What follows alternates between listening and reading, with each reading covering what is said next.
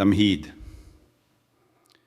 اقبال شاعر بھی ہے اور مفکر بھی، وہ حکیم بھی ہے اور کلیم بھی، وہ خودی کا پیغامبر بھی ہے اور بے خودی کا رمز شناس بھی، وہ تہذیب و تمدن کا نقاد بھی ہے اور محی الملت والدین بھی، وہ توقیر آدم کا مبلغ بھی ہے اور تحقیر انسان سے درد مند بھی۔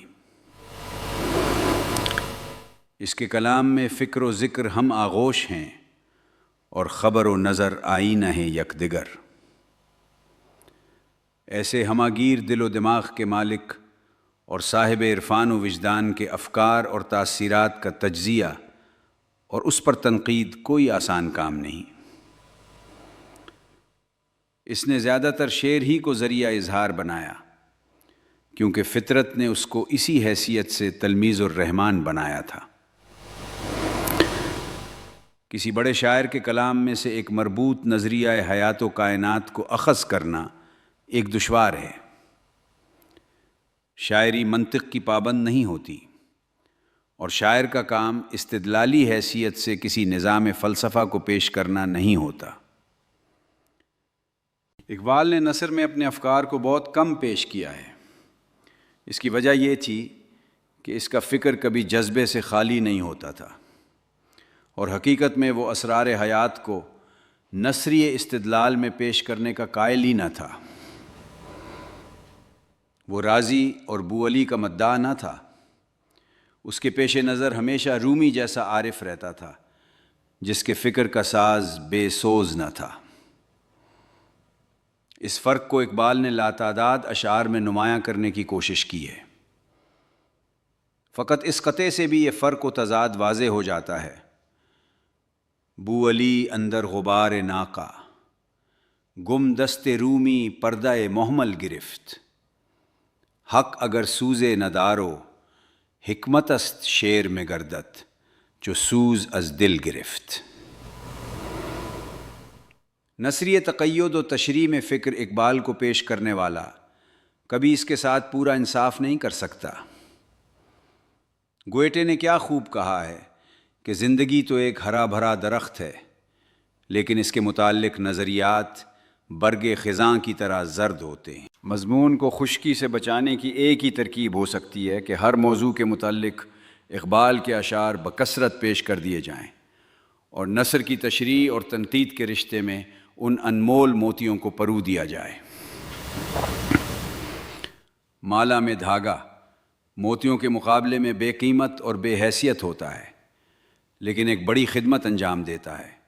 دھاگا نہ ہو تو موتی منتشر رہیں گے۔ دشواریوں کے باوجود اقبال کے افکار کو کسی نظم و ربط میں لانا نہایت ضروری معلوم ہوتا ہے، تاکہ مجموعی حیثیت سے اس کا نظریہ حیات واضح ہو سکے۔ مگر شعر جیسی وجدانی اور جذباتی چیز منطقی تنقید و تجزیہ کی متحمل نہیں ہو سکتی، اور شاعر اس سے بیزار ہو کر انوری کی طرح کہہ اٹھتا ہے کہ شعر و مرا بمدرسہ کے برو، لیکن سمجھنے اور سمجھانے کا اور کوئی طریقہ بھی نہیں۔ اقبال کے کلام کو محض شاعری کی حیثیت سے بھی دیکھ سکتے اور پرکھ سکتے ہیں، اگرچہ وہ کہہ گئے ہیں کہ خدا اس شخص کو نہ بخشے جس نے مجھے شاعر جانا۔ خود فرماتے تھے کہ اس کا امکان ہے کہ مستقبل میں فن شعر کے نقاد مجھے شاعروں کی فہرست میں سے خارج کر دیں، لیکن شاعری میں فرق ہے۔ اقبال کی شاعری وہ شاعری ہے جو شاعر کے تلمیذ الرحمن ہونے کا نتیجہ ہوتی ہے، اور جسے پیغمبری کا ایک جز قرار دیا گیا ہے، اور جس کی نسبت ایک استاد بلیغ شعر کہہ گیا۔ مشو فنکر کے در اشعاریں قوم ورائے شاعری چیزیں گر ہست۔ فرماتے تھے کہ میں نے شاعری پر بحیثیت فن توجہ نہیں کی، اس کے لیے خاص محنت اور فرصت درکار ہے۔ جواب شکوہ پر ایک صاحب نے فنی تنقید کی اور زبان و محاورہ کے لحاظ سے اشعار کو قابل اصلاح قرار دیا۔ اس کے جواب میں علامہ نے فرمایا کہ میں نے اپنے مسودے میں اس سے زیادہ اشعار اور الفاظ پر نشان لگا رکھے ہیں جن کے متعلق مجھے خود تسلی نہیں، لیکن تزیین کلام اور اصلاح زبان کے لیے فرصت چاہیے جو مجھے میسر نہیں۔ تمام ملک میں شاعر غرا مشہور ہو جانے کے بعد بھی وہ بانگ درا کے مجموعے کی طباعت و اشاعت کو تعویق میں ڈالتے رہے کہ اکثر نظموں پر نظر ثانی کی ضرورت ہے۔ اس کے باوجود ان کا کلام محض فن کی حیثیت سے بھی قسم کے کمالات کا آئینہ ہے۔ اس کی وجہ یہ ہے کہ ان کو فطرت نے شاعر بنایا تھا، اور بقول غالب خواہش شعر خود آں بود کہ گردت فن ما۔ اردو اور فارسی کے تمام اساتذہ میں سے شاید ہی کوئی دوسرا شاعر اس قماش کا مل سکے جس نے بغیر اپنی باطنی نفسی تحریک کے کبھی شعر نہیں کہا۔ اقبال کا تمام کلام آمد کا نتیجہ ہے، آورد کو اس میں کہیں دخل نہیں۔ اپنے متعلق بالکل وجہ فرماتے ہیں کہ مجھے آرائش بیان میں کوشش کرنے کی ضرورت نہیں کہ فطرت خود بخود کرتی ہے لالے کی حنا بندی۔ اقبال کی شاعری میں بغیر کوشش کے سخن نغز کے تمام تقاضے پورے ہو جاتے ہیں۔ انسان کے لیے زبان فطرت بناتی ہے، لیکن اس کے بعد صرف و نحو کے قواعد اس میں سے اخذ کر لیے جاتے ہیں جو اس کے اندر مضمر ہوتے ہیں۔ جس طرح شجر اور شگوفہ و ثمر فطرت کا جذبہ نما و نمود پیدا کرتا ہے، لیکن عالم نباتات آفرینش کے بعد ان قوانین کا سراغ لگاتا ہے جن کی تحقیق کی بدولت برگ درخت سبز معرفت کردگار کا دفتر معلوم ہوتا ہے۔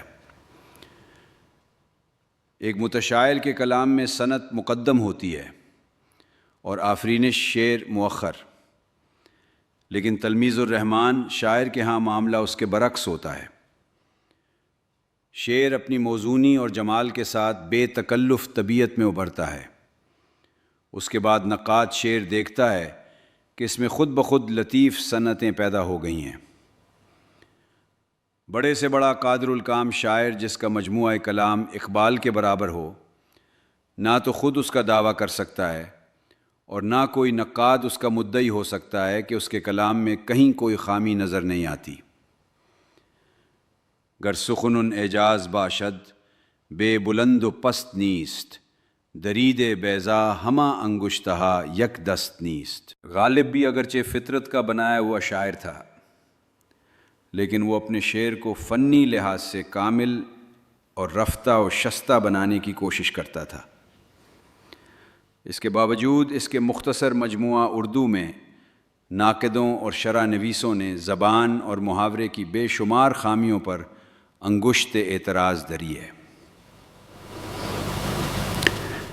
اقبال کے متعلق اتنی دعوے سے کہہ سکتے ہیں کہ فن کی طرف سے بے نیاز ہونے کے باوجود اس کے کلام میں قابل قبول اعتراض کی گنجائش کہیں شاذ و نادر ہی ملے گی۔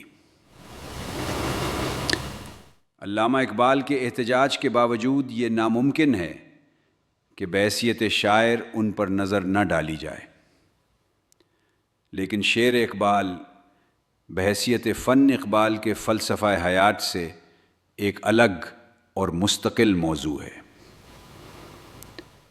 قرآن کریم نے سورہ شعراء میں شاعر کی حیثیت اور اس کے انداز حیات کا مختصر مگر جامع الفاظ میں تجزیہ کیا ہے۔ اس کی ضرورت اس لیے پیش آئی کہ نبی کریم صلی اللہ علیہ وسلم کو مخالفین کبھی مجنوں کہتے تھے اور کبھی شاعر قرار دیتے تھے، اور وہ محض اس لیے کہ قرآن میں اچھی شاعری کی تمام خوبیاں موجود ہیں۔ تشبیہ و تمثیل و استعارہ، مسجع اور مخفی صورتیں، دل نشیں انداز کلام، سبھی کچھ اس صحیفے میں بدرجہ کمال موجود ہے۔ اسرار حیات سے نا آشنا اور روح کی گہرائیوں سے بے تکلق ظاہر بینوں کو وہ ایک شاعر کا کلام دکھائی دیا۔ قرآن کو نازل کرنے والے نے اس کی تردید کی کہ ہم نے اس نبی کو شاعری نہیں سکھائی۔ پھر کہا، آؤ تمہیں بتائیں کہ شاعر علی العلوم کیا ہونے ہیں اور انبیاء سے ان کو کس طرح ممتاز کر سکتے ہیں۔ پہلی بات یہ کہ محض شاعر اچھا رہنما نہیں بن سکتا، اس کا کوئی مخصوص نظریہ حیات اور مقصود زندگی نہیں ہوتا، اس کی کوئی منزل معین نہیں ہوتی جس کی طرف وہ یقین اور استحکام سے گامزن ہو۔ وہ زندگی کی تمام وادیوں میں ہرزہ گردی کرتا ہے اور جس منظر سے جس طرح ہنگامی طور پر متاثر ہوتا ہے اس کو بیان کے سانچے میں ڈھال لیتا ہے۔ اس کے جذبات اور تاثیرات کی لہریں کسی آئین کی پابند نہیں ہوتی، وہ کسی خاص ضابطۂ حیات کا مبلغ نہیں ہوتا، اس لیے کہ وہ خود کسی یقین محکم پر زندگی بسر نہیں کرتا۔ وہ اپنے آپ کو اس کا پابند نہیں سمجھتا کہ اس کے قول اور فعل میں مطابقت ہو۔ حساس طبیعت رکھنے کی وجہ سے اس کے ہاں فقط تاثر اور اظہار تاثر ہے، لیکن چونکہ اس کا تاثر ہنگامی ہوتا ہے اس لیے وہ کسی مستقل ارادے اور عمل میں تبدیل نہیں ہوتا۔ ایسے شخص کو جس کے مزاج میں تلون اور گونا گوئی ہے اگر کوئی رہنما سمجھ لے تو وہ یقیناً گمراہ ہے۔